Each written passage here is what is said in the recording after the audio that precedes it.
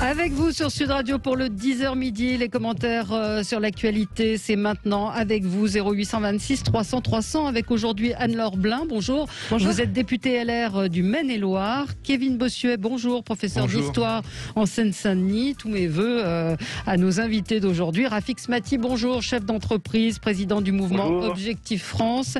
Et Jean-Luc Benamias, bonjour Jean-Luc, membre du Conseil économique, social et environnemental. Très bonne année et la santé, comme on dit. Hein. C'est voilà. Vaccination, on en reparle encore aujourd'hui parce que chaque jour apporte son lot de surprises et d'étonnements. Ce que révèle le Canard enchaîné en particulier ce matin, c'est que le gouvernement a fait appel à un cabinet américain pour organiser la logistique de l'organisation de la vaccination. On va parler du reconfinement et puis de laïcité. L'école est-elle en danger, avec un sondage ce matin dans Charlie Hebdo où près d'un enseignant sur deux a renoncé à évoquer la laïcité en classe. Donc on en parle, mais visiblement il y a assez peu d'avancées. Petit tour de table de ce qui a retenu votre attention aux uns et aux autres. Commençons Anne-Laure, peut-être avec vous, avec toute autre chose, et c'est aussi fait pour ça. Mais un tout autre sujet, voilà. Une toute autre actualité. On a fêté à la fin de l'année dernière les 20 ans de la reconnaissance du Val-de-Loire au patrimoine de l'UNESCO. Et c'est vrai qu'avec cette période compliquée et les difficultés sanitaires d'organisation de manifestations culturelles, et un coup de cœur aujourd'hui va à tous ces acteurs du monde de la culture qui malheureusement sont aujourd'hui vraiment dans une détresse importante. Mais voilà, je voulais saluer l'initiative de la Mission Val-de-Loire qui a rendu virtuelle l'exposition sur justement les paysages, le patrimoine local de la Loire, parce que moi, mon territoire d'Anjou borde la Loire, et c'est vrai qu'on a de magnifiques paysages en fonction des saisons. Donc on va sur quel site pour voir sur le site Mission Val-de-Loire. Mission Val-de-Loire. Alors il y a beaucoup d'acteurs de la culture, vous le disiez, qui se sont mis au virtuel. On peut visiter des expositions, le Louvre le fait, le Grand Palais, enfin les musées. Et c'est vrai que bon, c'est pas tout à fait pareil, mais c'est quand même une initiative. Bonne initiative pour découvrir votre belle région. Jean-Luc Benamias, je vais revenir sur un sujet que j'avais déjà abordé la semaine dernière, ou il y a 15 jours, sur Sud Radio, sur la grève des poubelles à Marseille, sur certains secteurs de Marseille, 15e, 16e et 2e arrondissement. La grève est terminée depuis maintenant près d'une semaine. Bon, voilà, les choses ont été réglées, mais le ramassage des poubelles n'a pas été réglé. Ce qui fait qu'on a, sur certains quartiers, et c'est des quartiers populaires généralement, des murs de 2 mètres de haut, je dis pas, je mens pas, hein, c'est des murs de 2 mètres de haut, qui sont toujours en place sur la ville. C'est-à-dire qu'il n'y a eu aucune accélération du processus après l'arrêt de la grève, de mettre les services nécessaires, les bennes nécessaires, rapidement pour régler ce problème. Vous voyez bien les cas d'insalubrité publique dont je parle, qui sont absolument énormes. Voilà, c'est... on est dans une situation, j'hésite même à en parler parfois, parce que sur Marseille, ces histoires de grève des poubelles sont absolument régulières. Là, je le rappelle, il s'agissait non pas du service public des poubelles, mais d'un accord entre la métropole et une entreprise privée. Voilà, et c'est tout, c'est réglé sans être réglé. Vous voyez bien la situation. Enfin, je ne vais pas insister, mais c'est dégueulasse. Mais il y a eu un choix qui a été fait entre les quartiers ? C'est-à-dire qu'on... Non, oui, il y a eu un choix par la métropole de plusieurs accords par rapport au ramassage des poubelles, service public d'un côté et service privé d'un autre côté. Ça, c'était le règlement d'il y a peut-être quelques années sur la ville de Marseille. Voilà, donc c'est pas sélectionné par...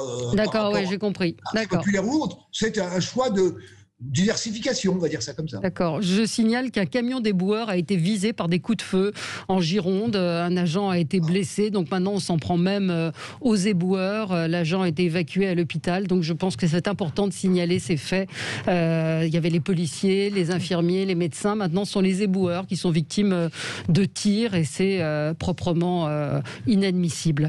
Kevin, un coup de gueule. Oui, un coup de gueule contre les europhiles que j'appelle eurocrates, qui après l'entrée en vigueur du Brexit nous ont parlé de tragédie nationale, nous ont parlé de catastrophe. Enfin, leur vocabulaire était tout à fait ridicule, parce qu'en fait, ce qui s'est passé, c'est personne ne s'attendait à ce que le Brexit entre en vigueur. Déjà au moment où Theresa May essayait de négocier, on nous disait oui, mais elle ne veut pas vraiment négocier, elle fait ça pour faire genre. Et puis évidemment, les Anglais n'ont pas voté en conscience, ils regrettent déjà. Et puis finalement, ils ont élu Boris Johnson, et Boris Johnson qui a tout fait pour négocier ce traité. Et puis même là, ces eurocrates nous disaient mais oui, mais il veut pas avoir porté la responsabilité d'un no deal. Et puis finalement, le Brexit est entré en vigueur et on s'est rendu compte de quoi? Que finalement, c'était une victoire pour le peuple britannique, parce qu'on nous a parlé de tragédie nationale, mais moi j'appelle ça une victoire. Enfin, pour une fois, les dirigeants britanniques ont écouté le peuple. Moi, je me rappelle du référendum de 2005 où les Français avaient voté non, puis finalement, ce choix démocratique n'avait pas été respecté par le Parlement. Et puis quand on regarde un petit peu ce qu'il y a dans ce Brexit, on se rend compte que c'est à l'avantage des Britanniques. Il y a des accords de libre-échange, sans droits de douane, sans restrictions. Même ces Britanniques vont retrouver la pleine souveraineté de leurs lois. Ils n'auront plus affaire à toutes ces réglementations complètement débiles, à la Cour européenne des droits de l'homme ou à la Cour de justice des droits de l'homme, et ils vont enfin retrouver la pleine maîtrise de leurs frontières. Ils vont pouvoir mettre en place ce système d'immigration à un point, c'est-à-dire faire rentrer sur leur territoire des immigrés en fonction notamment de leur connaissance de la langue anglaise ou en fonction de leur diplôme. Et même plus récemment, dans la crise sanitaire, ils ont pu valider le fameux vaccin qui n'est pas validé dans l'Union européenne, tout simplement parce qu'ils sont indépendants. Donc voilà, c'est une grande victoire pour l'Angleterre, et je crois que les eurocrates feraient mieux de se remettre un peu en question, parce qu'ils ne bâtiront pas l'Union européenne en niant les cultures, en niant les identités et en niant les choix des peuples. Une réaction, Rafik Smati? Oui, c'était Charles de Gaulle qui disait qu'on ne fait pas une omelette avec des œufs durs, en parlant de l'Europe. Les œufs durs étant évidemment les nations. Je n'emploierai pas exactement le même vocabulaire que Kevin. Je ne sais pas si c'est une victoire des Britanniques aujourd'hui. En tous les cas, ce que je pressens, c'est que ça risque d'en être une demain. Je pressens que dans 5 ou 10 ans, le Royaume-Uni devienne un Singapour aux portes de la France, et cela aura des conséquences assez nettes pour nous, Français, et notamment en termes de compétitivité et d'industrialisation. Donc je ne veux pas préjuger de ce que sera l'avenir du Royaume-Uni dans les 2 ou 3 prochaines années. Peut-être que le Royaume-Uni va traverser une crise compliquée, mais à long terme, les fondamentaux de ce qu'est le Royaume-Uni et son caractère insulaire, évidemment, qui fait sa singularité, fait qu'il a de très bonnes choses, de très bonnes chances de rebondir. Et d'ailleurs, le peuple britannique a démontré dans l'histoire qu'il avait une capacité de résilience extraordinaire. Anne-Laure Blin, ça vous fait réagir également? Oui, sur cette question, moi je ne serais pas aussi sévère vis-à-vis de l'Union européenne, parce que je crois que vraiment l'Europe, l'Union européenne a de véritables atouts à condition que chaque pays, et notamment la France, prenne ses responsabilités. Aujourd'hui, il est un peu trop facile de jeter finalement les responsabilités sur l'Union européenne, alors que la plupart des responsabilités sont de notre côté. Je le vois encore dernièrement, alors j'ai eu quelques informations encore hier, mais le domaine de l'agriculture est particulièrement fortement touché par les décisions franco-françaises que l'on prend sur notre territoire. L'arrêté abeille, qui n'est pas forcément très connu et dont on n'a pas forcément beaucoup parlé, le plan pollinisateur, qui va avoir des vraies répercussions sur nos productions françaises, est à l'initiative du ministère de la Transition écologique et fait peser en fait cette décision sur l'Europe, mais absolument pas, ce n'est absolument pas des recommandations européennes qui nous demandent d'aller beaucoup plus loin dans l'utilisation notamment des produits phytosanitaires. Donc je crois qu'il faut faire très attention, parce que l'Europe a des vrais avantages, des vrais atouts, à condition que la France aussi sache tenir son rôle et sa place, et sache aussi imposer la politique que nous voulons avoir pour notre pays. Alors, je ne suis pas anti-européen, moi j'aurais sans doute pas voté en faveur du Brexit, mais je remarque simplement que l'Union européenne est en train de se construire à l'encontre des peuples, à l'encontre de la volonté populaire. Regardez ce qui se passe en Pologne, regardez ce qui se passe en Hongrie. On a quand même des peuples qui ont voté pour des gouvernements, ce sont des choix démocratiques, et là on a l'Union européenne qui essaye d'imposer d'autres valeurs et d'autres choix, et c'est ça qui est inacceptable, et c'est ça qui fait qu'aujourd'hui l'Union européenne n'est plus acceptée par une grande partie des Européens. À la France de dire non. Oui, sauf que oui, mais elle n'en est pas capable. Elle n'en est pas capable, c'est ça. Jean-Luc, vous êtes un Européen convaincu? J'ai été 10 ans député européen, oui, je suis un Européen convaincu.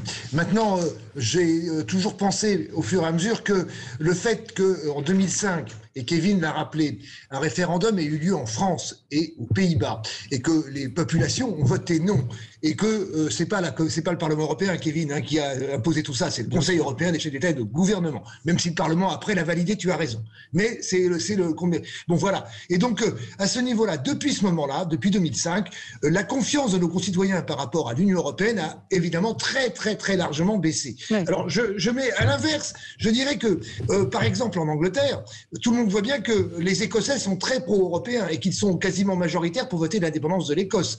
Autre problématique posée à l'Union européenne, problématique d'ailleurs que nous connaissons aussi en Catalogne par rapport à l'Espagne, où quasiment 49,5% des populations vivant en Catalogne espagnole sont pour l'indépendance. Voilà. Complexité parce que effectivement l'Union européenne continue à avoir des politiques impératives qui sont très difficiles à comprendre pour les populations. Et à ce niveau-là, par rapport à tout ce qui est pollinisation ou autre, moi je m'excuse, c'est pas la France qui impose un certain nombre de choses, c'est que effectivement dans un certain nombre de pays où évidemment les écologistes sont plus puissants qu'ailleurs, il y a une demande précise et que à ce niveau-là, ça existe en France, tout le monde le voit, il y a des demandes précises par rapport notamment à la biodiversité, puisque les abeilles sont, avec les oiseaux, les espèces qui sont remarquables par rapport à l'existence ou la continuation d'une biodiversité existante. Allez, on s'interrompt pendant... Je voudrais rajouter quelque chose, si vous le permettez, c'est que le travers dans lequel il ne faut pas tomber, c'est de faire de l'Europe le bouc émissaire de nos propres turpitudes. Le fait est, par exemple, et c'est en cela que je rejoins ce que vient de dire Madame la députée, le fait est que la France est le pays européen qui a le moins réformé son économie au cours de la décennie qui vient de s'écouler. Donc c'est ensuite facile de crier au loup quand il s'agit de l'Union européenne, alors que nous-mêmes n'avons pas eu le courage de balayer devant notre propre porte. Allez, il faut marquer une petite pause, c'est l'heure des infos, on se retrouve tout de suite après, on va parler du grand bazar, pour rester correct, de la vaccination, avec son lot de surprises chaque jour. On se retrouve dans un tout petit instant avec vous sur Sud Radio. Avec vous sur Sud Radio pour le 10h midi, nous commentons l'actualité avec aujourd'hui Anne-Laure Blin, députée LR du Maine-et-Loire, Kevin Bossuet, professeur d'histoire en Seine-Saint-Denis, Rafik Smati, chef d'entreprise et président du mouvement Objectif France, et Jean-Luc Benamias, membre du Conseil économique, social et environnemental. Rafik Smati, on va passer à votre coup de gueule dans un tout petit instant. Moi, j'en avais un. À propos, je voulais revenir sur l'affaire Duhamel. On en a parlé tout à l'heure avec un avocat, mais c'est surtout le tweet de deux personnalités. Catherine Clément, qui est une journaliste, écrivain, socialiste, qui a tweeté « Décidément, je n'aime pas la délation, surtout familiale, ça me répugne ». Et elle a été retweetée par Michel Delaunay, ancienne ministre de François Hollande, ancienne ministre des personnes âgées, et qui dit « Surtout à longue distance des faits, quand il ne s'agit plus que de porter tort publiquement ou d'attirer l'attention sur un livre dont on aurait sans cela peu parler ». J'ai été extrêmement choquée par ces deux tweets dégueulasses. Je n'ai pas d'autres mots pour les qualifier. Si elles avaient un tout petit peu d'abord, elles n'auraient pas tweeté ces choses-là. On sent qu'elles protègent un ami, un milieu. C'est un peu, je pense, la même génération.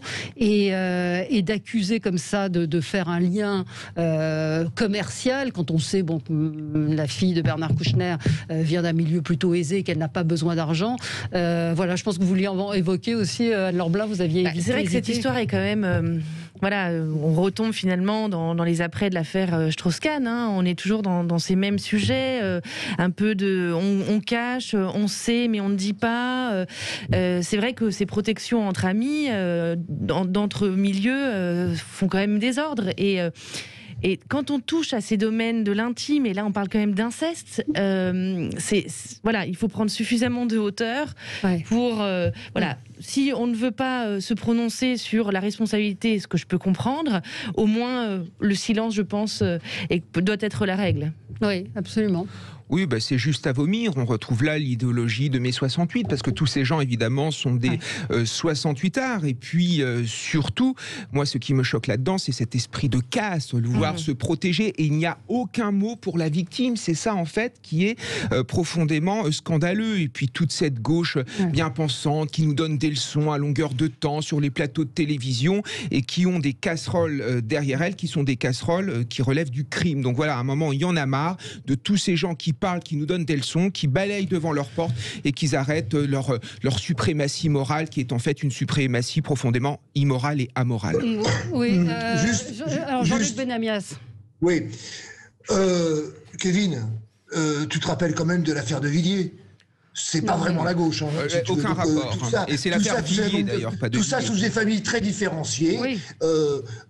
Moi, je trouve que ces tweets, Valérie, tu as raison. C'est absolument, je comprends pas. C'est relativement incroyable. Et Catherine Clément a renchéri sur la délation en parlant des Juifs, de la déportation. Enfin, c'est du délire absolu. Ça n'a strictement rien à voir. Quant à penser que ce livre va, parce que le Nouvel Obs et l'interview de cette dame allait se vendre par milliers, j'en doute. Mais moi, je trouve que à un moment donné, ces affaires-là doivent sortir. Elles sortent, c'est normal. On doit faire avec. Et puis, et malheureusement, il y a toutes ces histoires de prescription qui sont extrêmement compliquées. Mais à un moment donné, les secrets de famille, car il s'agit de ça, de famille, soit famille. Très élargie. Consensus, soit famille élargie, à un moment donné, il faut que ça sorte. Oui, absolument. Un mot, Rafik Smati, sur cette affaire? Oui, que des personnalités publiques telles que Michel Delaunay prennent position de cette façon-là est scandaleux. Je souscris parfaitement à ce qui a été dit concernant l'esprit de caste qui est en train de régner. Je voudrais dire un mot très simple, c'est une tautologie, mais ce qui est impardonnable ne doit pas être pardonné. Ouais. Rafik Smati, on va passer sans transition. Alors oui, il y a beaucoup de réactions. C'est un sujet qui hier vous a beaucoup fait réagir. Il y a beaucoup de réactions qui parlent de Cohn-Bendit, d'Elisabeth Guigou, qui est quand même à la tête d'une instance sur l'inceste et qui dit qu'elle ne savait pas. Mais enfin, quand on lit le livre de Camille Kouchner, on voit que c'était quand même un endroit particulier où il y avait des photos d'enfants nus, des photos de sexe, les adultes étaient nus. Donc c'est quand même un environnement un peu particulier. Et je ne sais plus qui disait, on n'a plus envie de voir cette clique-là s'occuper de ces instances. Ça va peut-être nous ramener à votre coup de gueule, justement, Rafik Smati, qui va nous faire parler de la vaccination. Je vous écoute. Oui, Valérie. Nous avons en France quelques dizaines, peut-être quelques centaines de bidules, organisations diverses qui travaillent dans le domaine de la santé, les agences régionales de santé, la direction de la santé publique, la haute autorité de santé. Maintenant, on a même inventé un truc qui s'appelle le Conseil d'orientation pour la stratégie vaccinale. Bref, un mammouth qui nous coûte une fortune, qui coûte plus de 300 milliards d'euros par an, il faut le préciser. La France, c'est 15% des dépenses sociales du monde. Donc, imaginez tout ce que cela représente.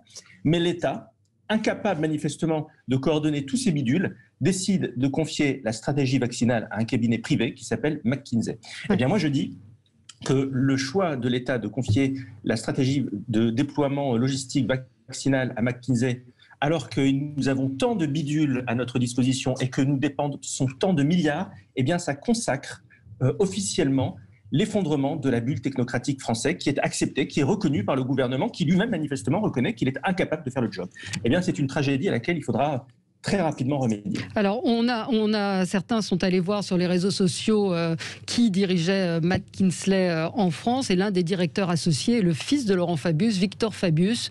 Donc, ça va encore alimenter, je pense, un certain nombre de critiques, ce petit monde qui s'entretient entre soi. Vous évoquiez tous les bidules qu'il y a.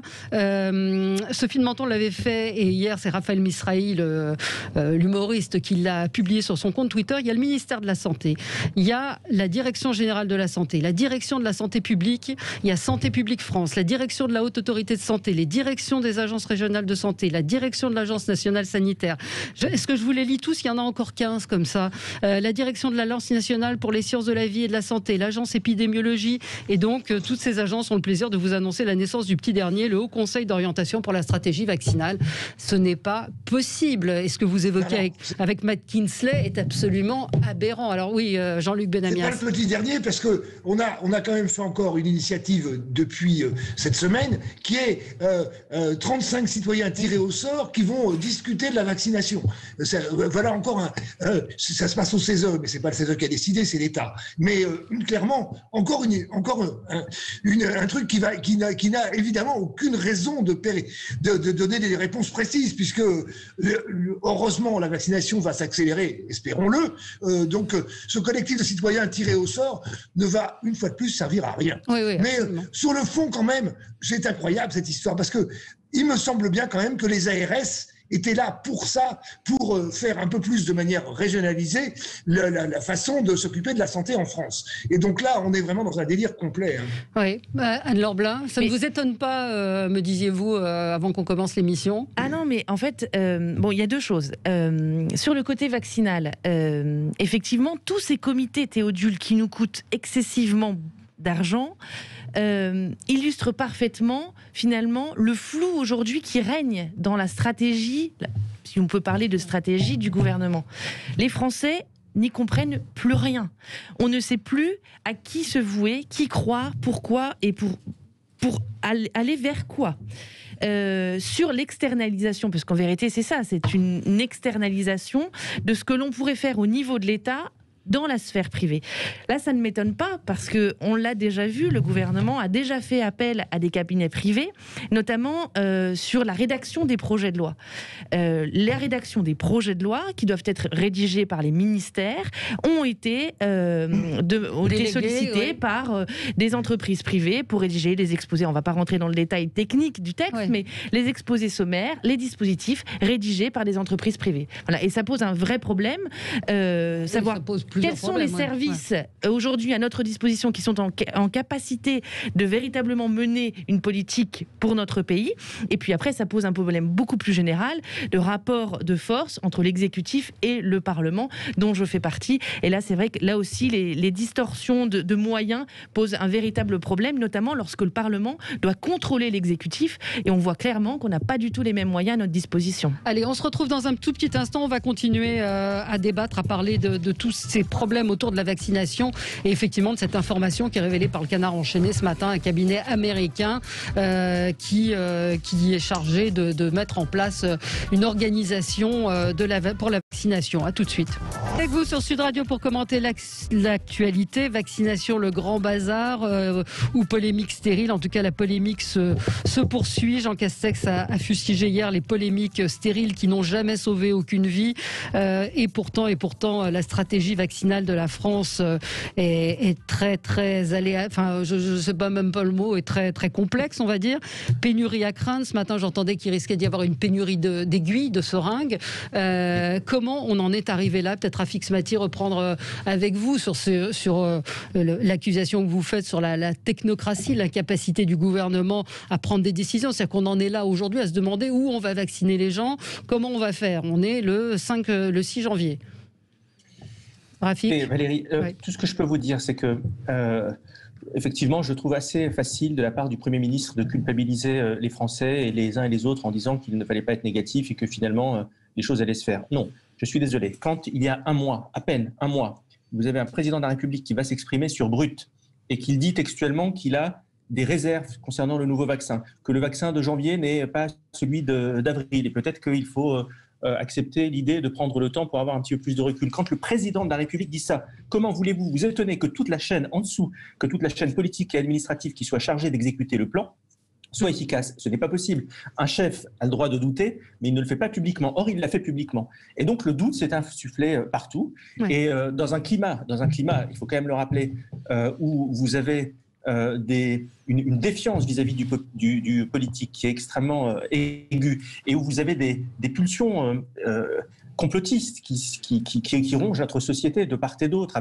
On a tous entendu les rumeurs qui tournaient autour des vaccins de Bill Gates qui vient planter sa puce, etc. Quand vous mettez tout ça dans le même bain, eh bien, ça crée un scénario de défiance où plus personne n'y croit et où personne n'a envie de se vacciner. Et pendant ce temps-là, parce que c'est quand même l'enjeu. Pendant ce temps-là, le monde entier est en train de se vacciner. Pendant ce temps-là, les Américains, les Israéliens, les Anglais et tant d'autres pays du monde sont en train de poursuivre leur politique vaccinale, qui est le seul rempart, il faut le dire et il faut le répéter, qui est le seul rempart contre le virus. Et ce que je crains, par-delà toutes les vagues successives qui sont encore à venir, c'est que nous allons nous prendre encore plus que les autres de plein fouet la crise économique. Parce que quand les autres vont pouvoir relancer leur économie, eh bien nous serons encore à discuter du sexe des anges et à savoir s'il faut vacciner ou pas, avec quel vaccin et dans quelles conditions. C'est un scandale. Je veux vous dire, Valérie, supposez que l'essentiel de la population française soit vaccinée dans un mois ou dans 2 mois, comme ça va être le cas de toutes les grandes démocraties. Eh bien, il sera possible de rouvrir immédiatement les restaurants, de rouvrir immédiatement les salles de spectacle, de cinéma, et de reprendre une activité économique normale et de remettre le pays sur les rails. Tant qu'on ne le fait pas, eh bien, on condamne nos commerçants, on condamne nos artisans, nos restaurateurs, notre industrie.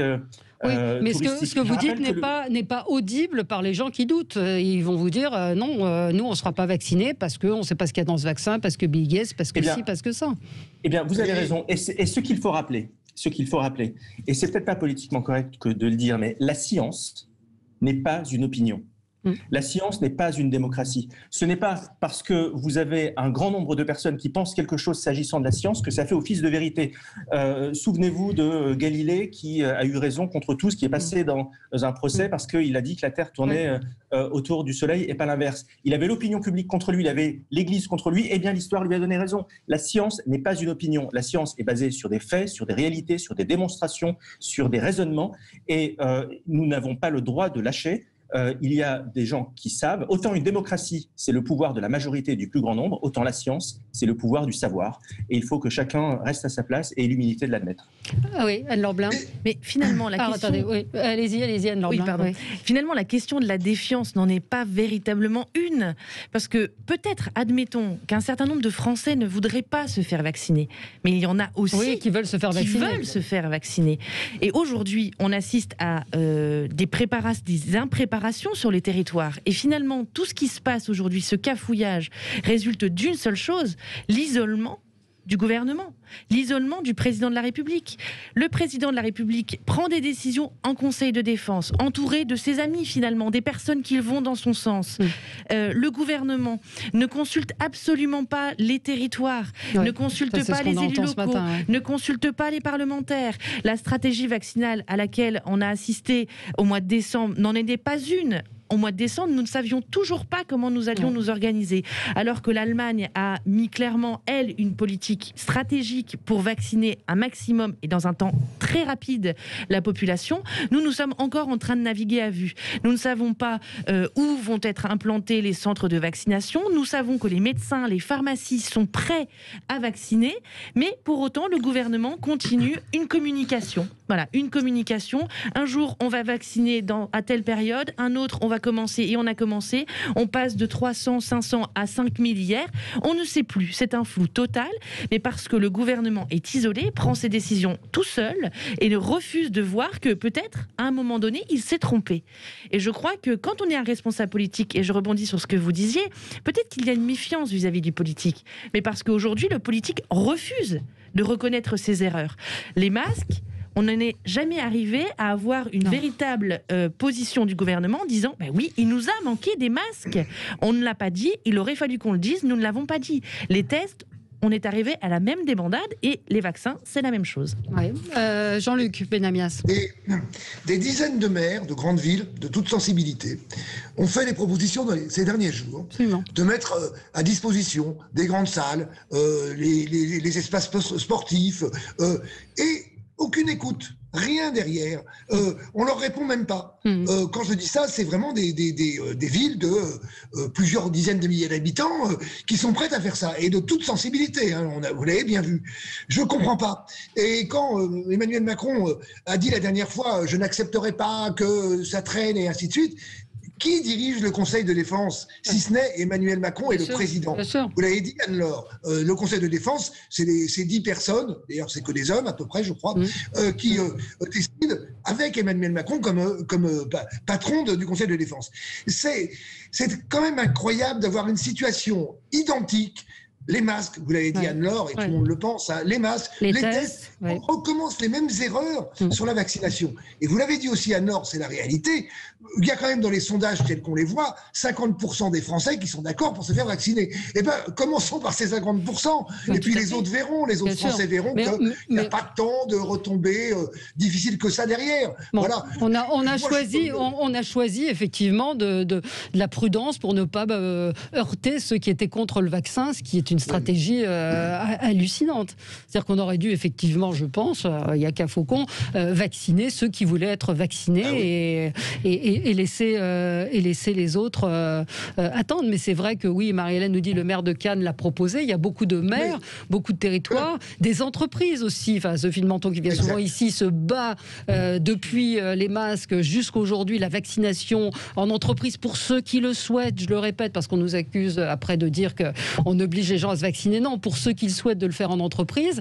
Elle-même a contacté le répartiteur Pfizer, elle nous en a parlé hier, qui lui a dit je n'ai pas ce pouvoir de vendre, c'est pas moi qui décide où vont les doses et je n'ai pas le droit de les vendre aux collectivités. C'est ce qui est complètement ahurissant. Et pourtant, alors que les régions ont été d'un soutien absolu à l'État et a surtout comblé le déficit et la défaillance de l'État.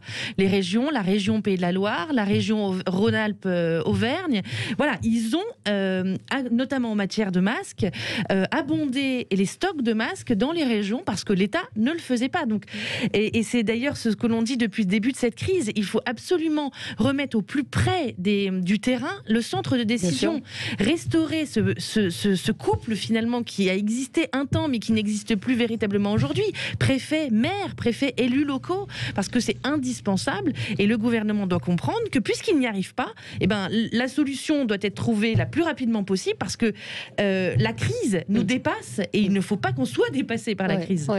Kevin Bossuet. Écoutez, plus rien ne m'étonne dans ce pays. Moi j'ai quand même vu des soignants au moment du premier confinement en train de délivrer des soins avec des sacs poubelles sur eux parce qu'il n'y avait aucune protection.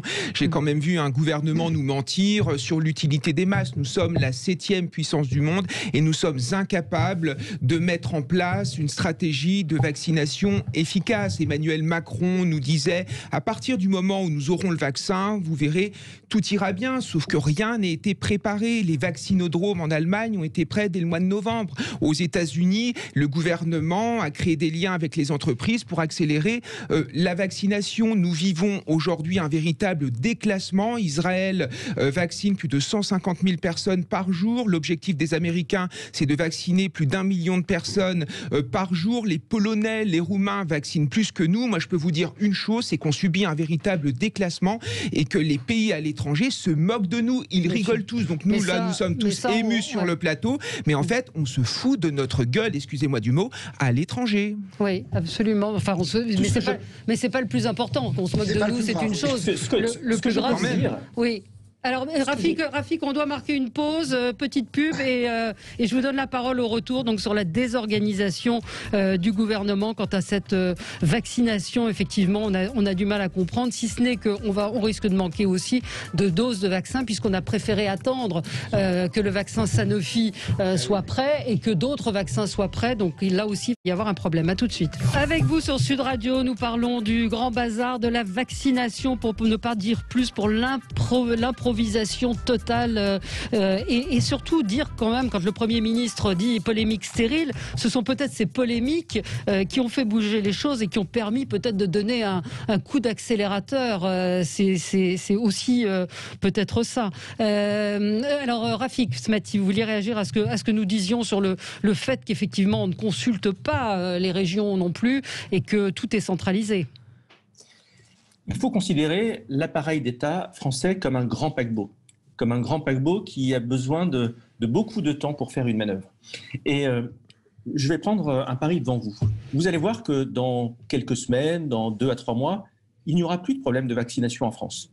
Parce que le monstre technocratique aura enfin pu s'adapter sous la pression sous la pression populaire et sous sa propre inertie, aura pu s'adapter. Et donc, vous aurez un gouvernement dans 3, 4 mois, 5 mois qui enverra un satisfecit, comme il le fait aujourd'hui, en disant, regardez, la France est le pays qui fait le plus de tests, alors que nous avons eu un retard considérable, exactement pour les mêmes raisons, sur les tests. Et en fait, qu'est-ce que cela démontre ? Cela démontre que notre État, notre monstre technocratique, comme je l'appelle, est incapable de faire face dans l'urgence à la gestion d'une crise majeure. C'est ça la réalité. Si demain nous avons des crises à gérer d'une autre nature, par exemple une guerre, eh bien s'il faut plusieurs semaines pour réagir, plusieurs mois, créer des conseils, tirer des citoyens au sort pour savoir quelle doit être notre posture pour réagir, et s'il faut attendre que l'inertie du monstre technocratique prenne plusieurs mois pour apporter les bonnes solutions, là nous sommes morts. Et donc la clé dans un monde où les choses vont de plus en plus vite, où nous avons besoin de réactivité, d'agilité pour faire preuve d'une capacité d'exécution rapide, eh bien, il faut accepter l'idée de confier davantage les responsabilités sur le terrain, aux collectivités régionales, aux collectivités locales, qui, elles, sont sur le terrain, qui, elles, font preuve d'agilité, qui, elles, sont capables de délivrer rapidement. Il n'y a pas d'autre solution. Concentrer l'État sur ses missions essentielles, ses missions régaliennes, et Dieu sait comme elles sont importantes, notamment la sécurité, la justice et la défense nationale, et puis laisser tout ce qui peut l'être aux forces vives de la nation, aux acteurs de terrain, qui font infiniment mieux que cet État glouton aujourd'hui, qui ne délivre pas et qui nuit à notre pays et à son modèle social. Oui, mais je le répète, les entreprises, les départements étaient prêts. Ce matin, Hervé Morin disait qu'il voulait commander des doses pour la région Normandie, mais je pense qu'il ne peut pas le faire, qu'il y a un moment où ça bloque. J'entendais David Linard, le maire de Cannes aussi ce matin, qui évoquait des machins administratifs où il a obtenu, je ne sais plus à propos de l'installation de quelque chose, 10 autorisations et à la 11e ça bloque et ça fait 5 ans que ça dure. Pardon Anne-Laure Blin, puis après... Alors moi je voulais juste rebondir sur ce que vous venez de dire sur la réactivité face à une guerre. Alors peut-être qu'on en parlera en fin d'émission, mais c'est vrai qu'on est au-delà de la crise sanitaire que nous traversons, on est quand même face à une guerre, et je le dis parce que je fais partie de la commission spéciale autour du texte sur les valeurs de la République, face à l'islam radical. On pourra en reparler tout à l'heure un petit peu. Donc c'est vrai que on est aujourd'hui malheureusement pas prêt sur aucun des sujets, et je vous rejoins parce que la question sanitaire qui nous occupe fortement aujourd'hui ne doit pas omettre qu'on a aussi d'autres priorités, et le gouvernement majoritairement et très globalement ne sait pas s'attaquer aux bonnes cibles, ne sait pas prendre les bonnes décisions, et encore une fois fait beaucoup de communication. Alors il faut le reconnaître que l'art de la communication est véritablement ils sont véritablement champions en ce domaine, mais malheureusement le passage aux actes laisse un peu plus à désirer. Un auditeur m'envoie un tweet, effectivement, 2 janvier, une flambée épidémique redoutée en France, 5 janvier, le gouvernement valide un assouplissement des règles du télétravail à partir du 7 janvier. Là, c'est vrai que c'est assez incompréhensible. Kevin, et puis après Jean-Luc Benamias. On met en avant la bureaucratie française, mais je crois qu'il faut mettre aussi en avant la bureaucratie européenne, notamment autour de ce vaccin AstraZeneca. Les Britanniques ont pu valider ce vaccin tout simplement parce qu'ils sont sortis de l'Union européenne. S'ils avaient été dedans, ils n'auraient pas pu valider ce vaccin, alors que ce vaccin se conserve à moins 7 ou moins 8 degrés, donc c'est beaucoup plus facile. Il coûte très peu cher, il coûte 2,50 € par dose, et que les Indiens ou les Argentins l'ont validé. Donc il y a un problème aussi de la bureaucratie européenne. Et puis aussi en France, moi je pense à la démocratie, tout simplement. On a l'impression que finalement Emmanuel Macron, qui est l'homme que l'on a élu, finalement cet homme est beaucoup moins puissant que l'ensemble des technocrates. Mais on va encore accroître cette crise démocratique qui est pourtant déjà très profonde, puisque les gens vont se dire à quoi bon élire un président de la République, puisqu'à la fin ce sont les technocrates et les bureaucrates qui dirigent, alors qu'en fait Emmanuel Macron est profondément faible, n'a pas d'autorité vis-à-vis de ses hauts fonctionnaires. Par exemple, je pense à Jérôme Salomon, qui a oublié, selon lui, de commander les masques. Il est aujourd'hui toujours en poste. Enfin, c'est parce qu'en fait, la technocratie a la place qu'on lui donne. Et comme de toute façon, Emmanuel Macron est un pur produit de la technocratie, il ne va jamais aller contre ce qu'il a produit. Jean-Luc Benamias. J'ai du mal, comme beaucoup, à comprendre les erreurs successives et les mêmes erreurs successives qui sont publiquement reconnues, qui font qu'évidemment la population française ne croit plus du tout dans la parole publique. Moi, excusez-moi, même en communication, ils sont extrêmement mauvais parce qu'on les écoute plus. Enfin, même moi, à un moment donné, j'écoute 3 minutes quand il y a Castex qui parle, le Premier ministre, ou qu'il y a le Président de la République, puis au bout de 3 minutes, je n'écoute plus. Ça n'est plus crédible. Et ça, c'est très mauvais. Et pour le reste, Kevin, je ne crois pas que si Emmanuel Macron avait vraiment du pouvoir, il pourrait l'utiliser même par rapport aux règles européennes. Qu'est-ce qui ferait dire si Emmanuel Macron disait ben non, on va faire comme ça et puis ce sera comme ça. Enfin, je pense à ce niveau-là. Alors c'est ancien. Le général de Gaulle par rapport à ça, il prenait pas de gants. Il y allait, il disait voilà. Donc on a cette puissance-là, me semble-t-il, de dire par rapport à une pandémie aussi importante que celle-là, on va faire comme on a envie de faire. C'est pas ce qu'on fait, malheureusement. malheureusement. Oui, absolument. C'est vrai, il y a une auditrice qui nous dit, et Agnès Buzyn qui a été promue à l'OMS, effectivement, on ne l'a pas évoqué. Je voulais l'évoquer aussi, effectivement, c'est pas de nature à rassurer ni à renforcer la crédibilité. Je lis également que, en fait, le problème des seringues, c'est que ce sont des seringues inadaptées par rapport à la forme du vaccin Pfizer BioNTech qui a été livré au CHU de Nice. Les seringues fournies par la Santé publique France sont trop courtes, indique Rémi Collomb, le chef du pôle pharmacie de l'hôpital. Soyez fiers d'être des amateurs, disait Emmanuel Macron. Là, je crois qu'il a été entendu.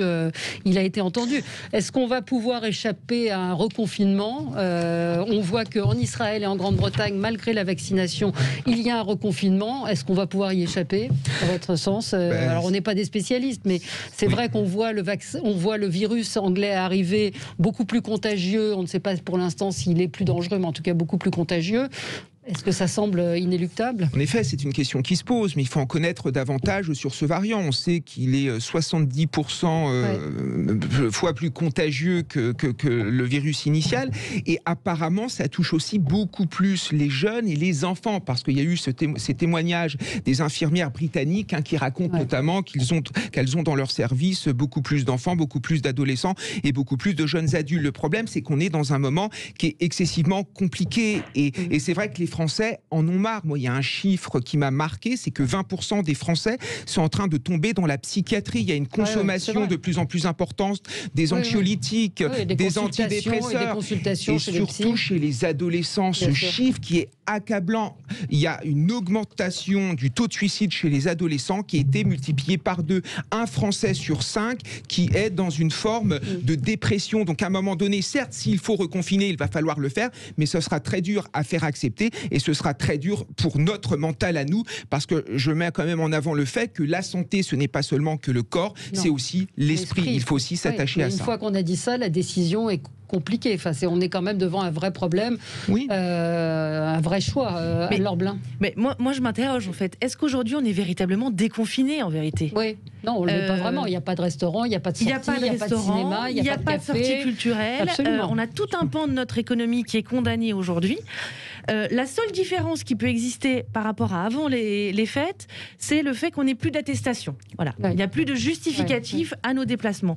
Mais pour autant, notre vie sociale n'est absolument pas revenue comme elle devrait l'être. Il y a une forme de confinement. Donc voilà, donc on parle de confinement, de déconfinement. Non, on est toujours aujourd'hui dans une situation précaire. Voilà, on est toujours entre deux feux.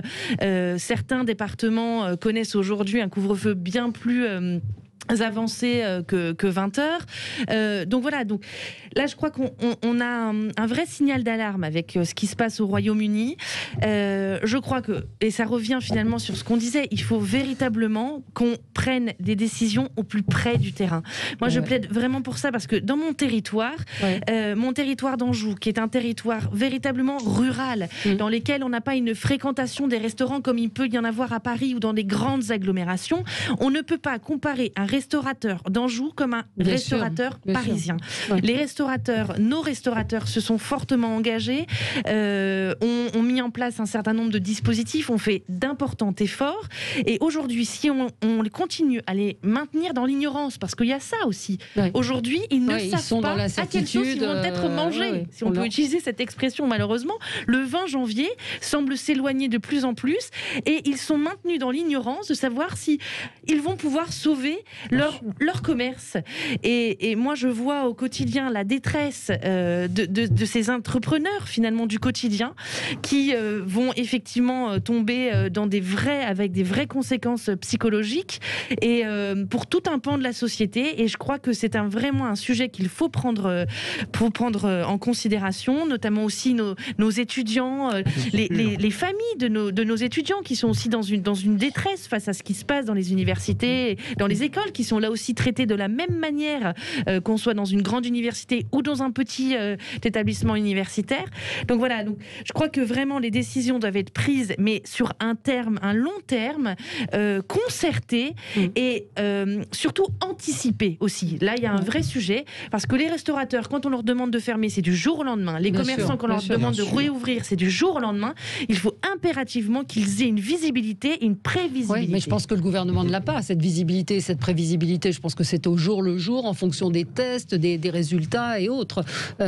Kevin, après Rafik Maty. Alors, c'est vrai que je n'aimerais pas être à la place de ce gouvernement, parce qu'on a quand même une crise difficile à réguler. Donc là-dessus, c'est vrai. Alors, par contre, on retrouve, je suis parfaitement d'accord avec tout ce que vous avez dit, on retrouve l'essence même du macronisme. Le macronisme est un autoritarisme, c'est-à-dire qu'à un moment, il y a 3 mecs qui sont dans un bureau, qui décident de prendre des décisions, de fermer du jour au lendemain, notamment les restaurants, de dire du jour au lendemain, finalement, avant les vacances, les élèves ne pourront, s'ils le veulent, pas se rendre à l'école, et sur le terrain, on ne comprend rien. Et c'est terrible, et c'est surtout dramatique, parce que Jean Castex a été mis à Matignon, tout ça pourquoi ? Parce qu'il était censé représenter les territoires. Il voulait être la courroie de transmission entre les territoires et le président de la République, sauf que Jean Castex se comporte comme un technocrate. C'est ça qui est complètement incompréhensible. Donc Emmanuel Macron essaye de faire peuple de manière communicationnelle lors de ses vœux, où il met en avant différents prénoms, où il met en avant cette mesure complètement débile des 35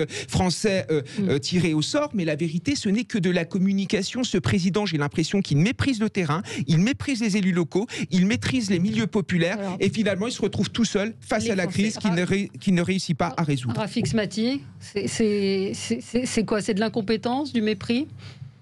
C'est un mélange de tout ça, évidemment. Mais ce que je peux vous dire, c'est que le premier confinement, qui a d'ailleurs été accepté par tous, on entrevoyait tous l'idée qu'un confinement, le fait de se mettre en lockdown, pouvait permettre d'éradiquer le virus. On l'a tous espéré. Or, le virus a démontré qu'il était beaucoup plus résilient qu'on ne pouvait l'imaginer. Résistant. Ce qui veut dire une chose. Résistant plus que résilient, non ? Oui, c'est vrai. Ce qui veut dire une chose, c'est que rien d'autre que le vaccin, je suis désolé de le dire aussi directement, rien d'autre que le vaccin viendra à bout de ce virus. Oui. Que l'on fasse des confinements, que l'on fasse... alors j'espère qu'il n'y aura pas de 3e confinement, mais peut-être qu'il sera nécessaire ou obligatoire au vu de la situation sanitaire. Mais si nous voulons avoir une lumière au bout du tunnel, il faut avoir le courage de dire à nos compatriotes qu'il faut qu'une majeure partie de la population de notre pays soit immunisée. Et alors, je vais vous dire, supposons que nous refusons ça, sachant que le monde entier est en train de se vacciner. Qu'est-ce qui va se passer ? Vous savez, les fameux passeports vaccinaux que tout le monde refuse. Eh bien, les autres pays du monde vont nous l'imposer, ces passeports vaccinaux. On ne pourra pas aller dans les autres pays du monde sans s'être vacciné. Et est-ce que vous croyez, à l'inverse, nous, premier pays touristique du monde qui accueillons quasiment 100 millions de touristes dans le monde, est-ce que vous croyez que les touristes du monde entier qui se seront fait vacciner accepteront de venir dans notre pays ? Sachant qu'ils sauront que notre pays n'est pas immunisé. Évidemment non. Donc ça veut dire qu'au final, ceux dont on parle, notamment les restaurateurs, le monde du spectacle, etc., ils seront toujours et éternellement les dindons de la farce tant que nous ne serons pas en mesure d'immuniser notre population. S'il y a un état d'urgence aujourd'hui à mettre en place dans les 2-3 prochaines semaines, immédiatement, c'est l'état d'urgence vaccinal. C'est une priorité absolue. Et après cet état d'urgence, il y en aura un autre, parce qu'évidemment, nous ne sommes pas sortis de l'auberge. Ça sera l'état d'urgence économique, avec les épidémies de faillite et le carnage que vous allez avoir. Mais ça, nous aurons, hélas, le temps d'en parler pendant l'année 2020. D'en reparler dans ce qui va suivre. Je vois beaucoup de réactions de gens qui sont sceptiques face à ce vaccin. Le vaccin... oui, peut-être n'empêchera pas la contamination, mais en tout cas, il empêchera les formes graves de la maladie. Et ça, c'est quand même important, parce que les gens qui ont été malades, alors il y en a qui sont morts, il y en a qui ont été très très très malades, et il y en a de plus en plus qui sont sur le carreau, qui ont des formes graves, et ce vaccin empêche les formes graves de se développer. Donc c'est déjà un pas important. Quant à ceux qui disent il y a de la narcolepsie des années après, je ne sais pas comment ils ont cette information, dans la mesure où le vaccin vient d'être mis au point, qu'il a été testé sur des millions de personnes, plus que ce n'est fait habituellement dans le process habituel. Donc je ne sais pas, je sais que j'arriverai pas à convaincre les anti-vaccins qui sont nombreux, mais il y a plus de bénéfices que de risques à avoir ce vaccin. Allez, on se retrouve dans un tout petit instant. Je voudrais quand même qu'on évoque le sondage de Charlie Hebdo à propos de la laïcité. Un enseignant sur deux pratiquement s'est auto-censuré par rapport à ces questions religieuses. religieuse. À tout de suite. Avec vous sur Sud Radio jusqu'à midi. Laïcité, l'école est-elle en danger? Les atteintes à la laïcité à l'école en particulier sont en hausse. C'est une enquête qui a été réalisée par l'IFOP et qui est publiée aujourd'hui dans Charlie Hebdo. 53% des professeurs du second degré ont déjà vu dans leur établissement des élèves contester un enseignement ou tenter de s'y soustraire au nom de la religion. C'est un chiffre qui est en hausse, il faut le signaler, par rapport à la précédente enquête qui avait eu lieu en 2018. Et selon cette enquête, la moitié des professeurs renoncent, 49%, s'autocensurent sur les questions religieuses afin de ne pas provoquer d'incidents dans leur classe. Le premier lycée à Lyon où Samuel Paty a enseigné a été est l'objet d'une grève, je crois, en ce moment, parce que justement, il y a eu encore un incident sur le même type d'intervention d'un enseignant. C'est vous l'enseignant aujourd'hui, Kevin Bossuet. Vous n'êtes pas surpris, j'imagine? Non, mais c'est quelque chose qui n'est pas nouveau. Déjà en 2004, il y avait le fameux rapport Aubin qui mettait en avant la théologisation de l'enseignement. Pourquoi il y avait des enseignants qui étaient obligés de justifier leur enseignement par rapport au Coran. En 2012, Vincent Peillon, qui est quand même un ministre socialiste, qui admettait notamment qu'il y a des savoirs que l'on ne peut plus enseigner librement. Et puis forcément, avec la montée de l'islamisme dans notre pays, tout ça s'est fortement dégradé. Donc, et moi, ce qui me choque, si vous voulez, c'est qu'il y a eu le meurtre de Samuel Paty, quand même un enseignant qui s'est fait tuer, décapité à quelques mètres de son collège. Et puis finalement, il n'a absolument rien. On nous a dit, par exemple, nous en tant qu'enseignants, de travailler sur la question. Mais en fait, rien ne porte ses fruits. Et même sur les plateaux de télévision, j'étais la semaine dernière sur CNews où je mettais en avant ce chiffre qui était pour moi dramatique, comme quoi 74% des jeunes musulmans en France considèrent que la loi islamique est supérieure à la loi de la République. J'ai mis en avant ce chiffre et là vous avez un maire pourtant de droite, Carl Olive, qui me répondait qu'il ne fallait pas stigmatiser. Mais en fait, il y en a marre de nous dire qu'il ne faut pas stigmatiser. Il y a un enseignant qui a été décapité. Tous les jours dans nos salles de classe, on ne peut plus enseigner ce que nous dit d'enseigner l'éducation nationale. Et comme quoi, par exemple? Mais par exemple, comme la Shoah. C'est quelque chose qui est très compliqué, ou la naissance du judaïsme. Même au début de 5e, lorsqu'on évoque la naissance de l'islam, il faut faire très attention parce qu'il ne faut pas heurter la sensibilité de notre public. Et puis de manière plus générale, tout ce qui est lié aux femmes, tout ce qui est lié aux homosexuels, tout ce qui est lié aux juifs, c'est quelque chose qui n'est pas possible. Et le conflit israélo-palestinien, il ne faut même plus en parler parce qu'alors là, il y a des élèves qui se lèvent et qui disent quelque chose qui n'est pas possible. Donc à un moment, il va peut-être falloir en prendre conscience. Combien faudra-t-il d'enseignants assassinés pour qu'enfin on arrête avec ce pas d'amalgame et qu'on prenne ce sujet à bras-le-corps. Qu'est-ce qu'on peut faire? Quelle est la solution? Quelle est la solution entre le pas de vague et on tient bon?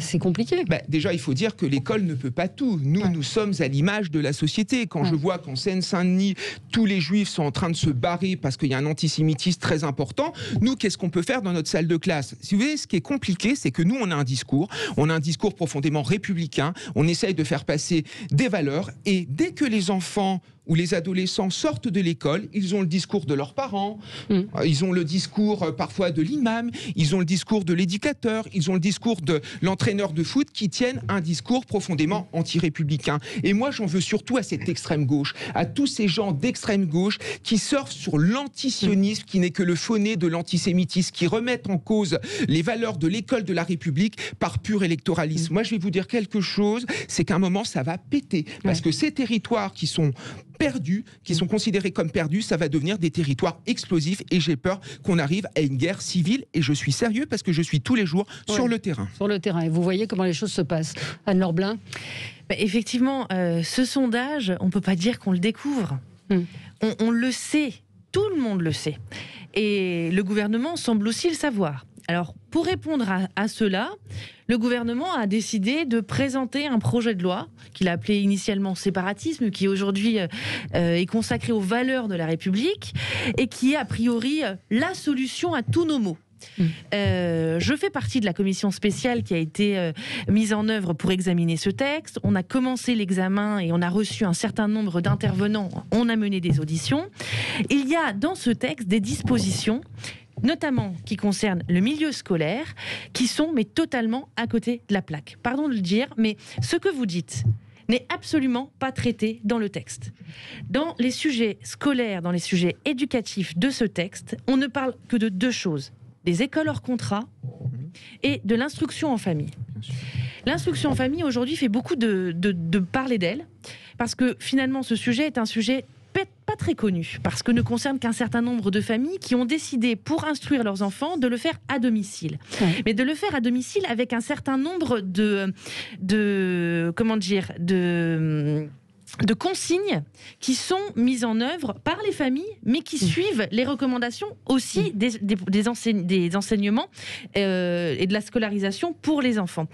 Et aujourd'hui, le gouvernement a décidé que cette instruction en famille, ce mode d'instruction donc dans les familles, ne serait plus possible parce que, semble-t-il, il y aurait de l'islam radical. Mais on voit bien que ce n'est pas une bonne cible, puisque l'islam radical est aujourd'hui au sein et au cœur de nos écoles publiques.